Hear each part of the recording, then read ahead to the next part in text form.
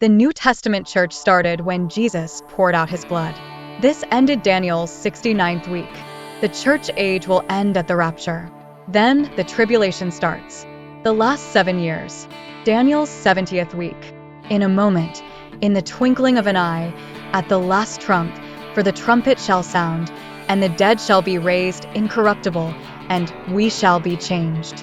For the Lord himself shall descend from heaven with a shout, with the voice of the archangel, and with the trump of God, and the dead in Christ shall rise first. Then we which are alive and remain shall be caught up together with them in the clouds, to meet the Lord in the air, and so shall we ever be with the Lord. In Revelation chapter 4, the rapture just ended the church age. Now we begin Daniel's 70th week.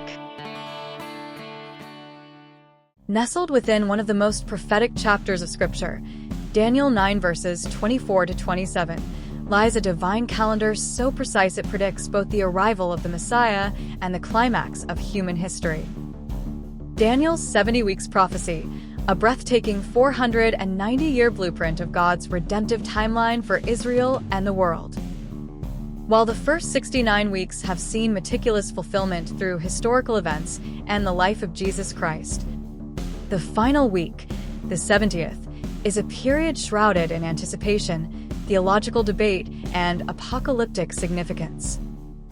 This final 7-year span doesn't merely complete a historical prophecy, it unveils a sequence of events that unlock the end of the age. A covenant confirmed by a coming world leader. The Church, the bride of Christ, has long been heaven's witness on earth, salt in a decaying world, light in its growing darkness. Yet Scripture reveals a sobering threshold, a moment when the age of grace will give way to the hour of judgment. This transition isn't gradual, it's thunderous. It begins with the sudden disappearance of the bride, caught up in a divine rescue known as the Rapture.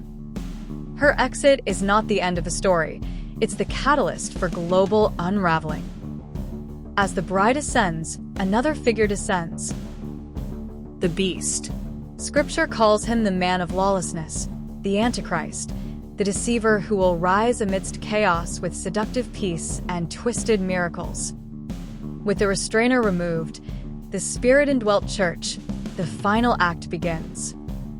The tribulation won't just be political upheaval or natural disaster. It will be the unleashing of deception, wrath, and judgment on a scale humanity has never seen. Wake up, to discern the hour, to cling to Christ before grace lifts and the beast steps forward.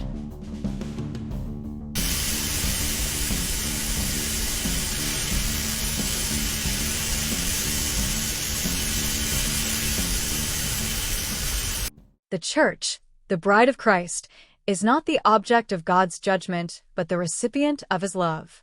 Before the Antichrist rises, before the covenant is confirmed, before the storm of tribulation breaks, the church will be caught up, raptured, to meet her bridegroom in the air. 1 Thessalonians 4 verses 16 to 17. That moment isn't meant to scare you. It's meant to awaken joy. If you belong to Christ, you are not appointed to endure the 70th week. You are appointed to exit before it begins.